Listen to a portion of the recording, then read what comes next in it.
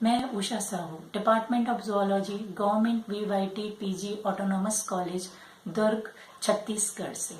Students, आज हम लोग बात करेंगे मेम्ब्रेन पंप के बारे में। पंप हमारे घरों में होते हैं।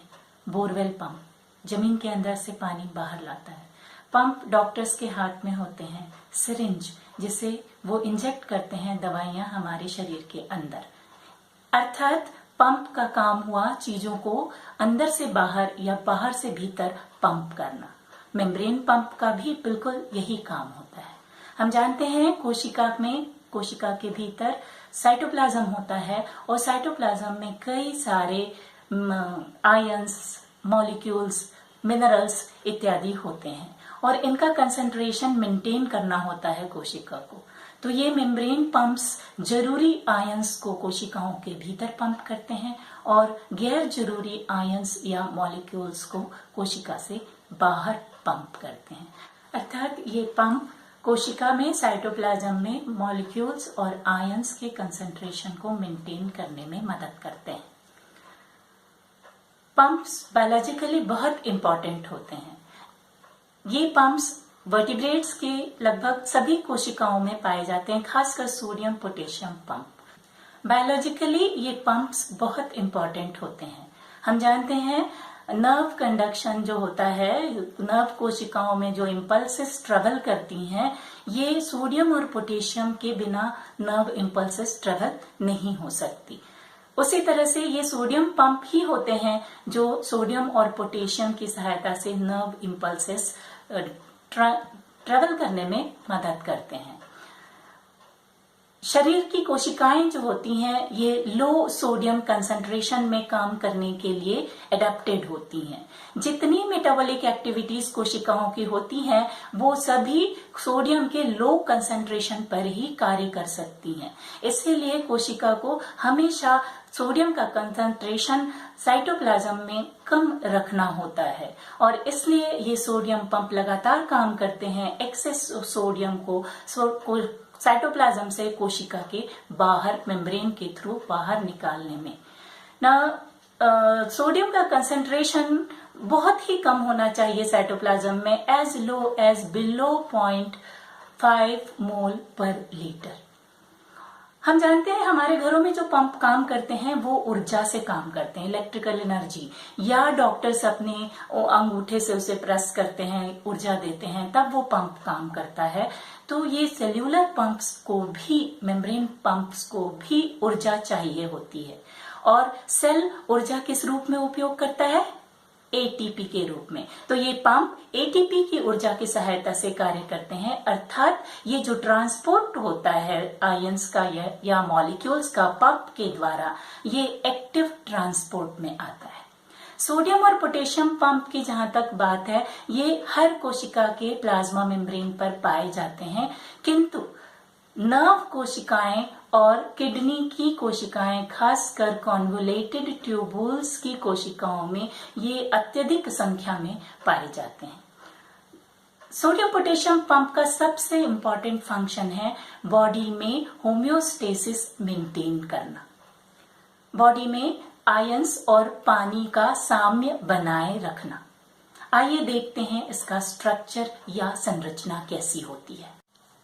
Sodium potassium pump integral membrane protein होता है। यह प्रोटीन मेम्ब्रेन के भीतर धंसा हुआ होता है। दिस इज मेम्ब्रेन के एक तरफ साइटोप्लाज्म की तरफ भी ये बाहर निकला हुआ होता है और दूसरी तरफ सेल के बाहरी हिस्से की तरफ भी ये प्रोट्रूड करता है।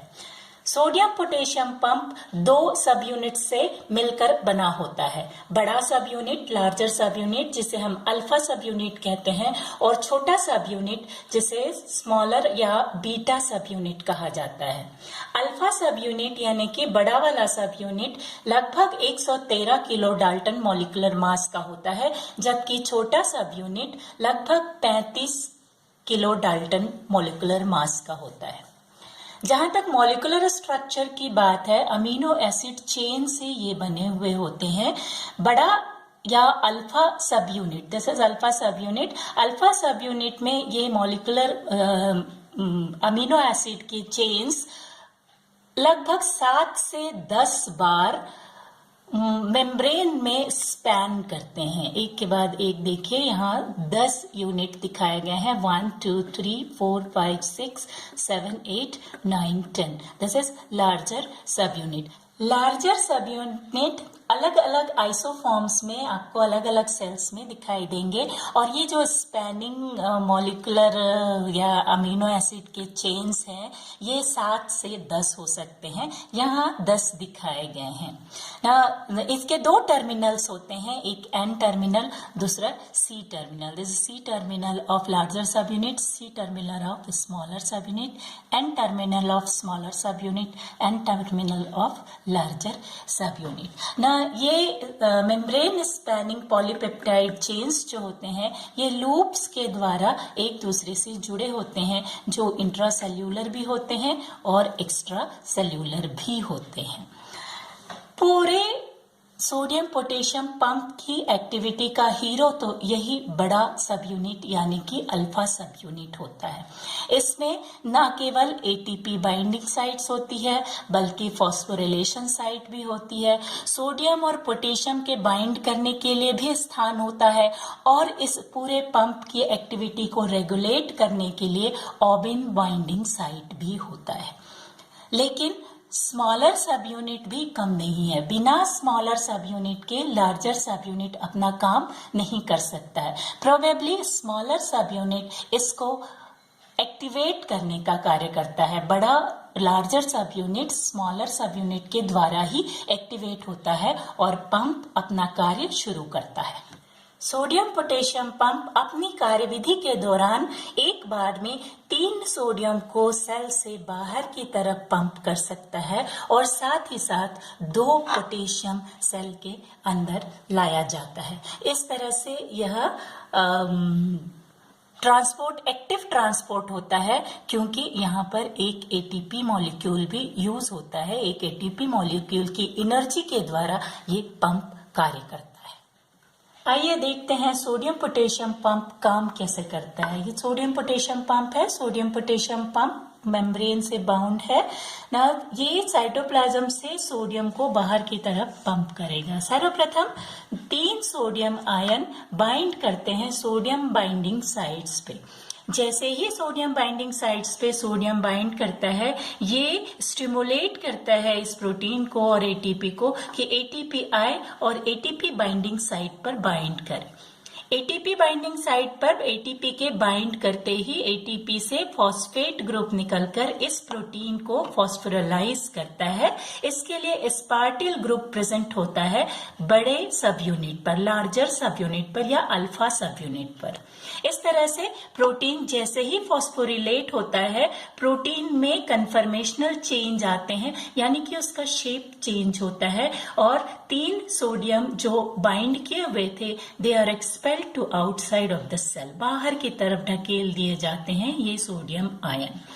सोडियम के बाहर ढकेलते ही potassium ion potassium binding sites पे बाइंड करते हैं। पोटेशियम बाइंडिंग साइट्स पर पोटेशियम के बाइंड करते ही प्रोटीन का डीफॉस्फोरिलेशन होता है, अर्थात फॉस्फेट ग्रुप जो बाइंड किए हुए थे इस प्रोटीन के साथ, वो फॉस्फेट ग्रुप बाहर की तरफ एक्सपेल हो जाता है, साइटोप्लाज्म में रिलीज हो जाता है। इसके रिलीज होते हुए फिर कन्फर्मेशनल चेंजेस आते हैं और पोटेशियम अंदर की तरफ रिलीज हो जाता है, यानी कि साइटोप्लाज्म में रिलीज हो जाता है, और फिर यह प्रोटीन अपने ओरिजिनल शेप में आ जाता है। फिर से ये तैयार है 3 सोडियम को बाइंड करने के लिए और पूरे साइकिल को रिपीट करने के लिए। इस तरह से पूरे साइकिल के दौरान, पूरे एक साइकिल में 3 सोडियम बाहर की तरफ एक्सपेल होते हैं और 2 पोटेशियम सेल के भीतर ले आए जाते हैं। ये complete cycle sodium potassium cycle कहलाता है।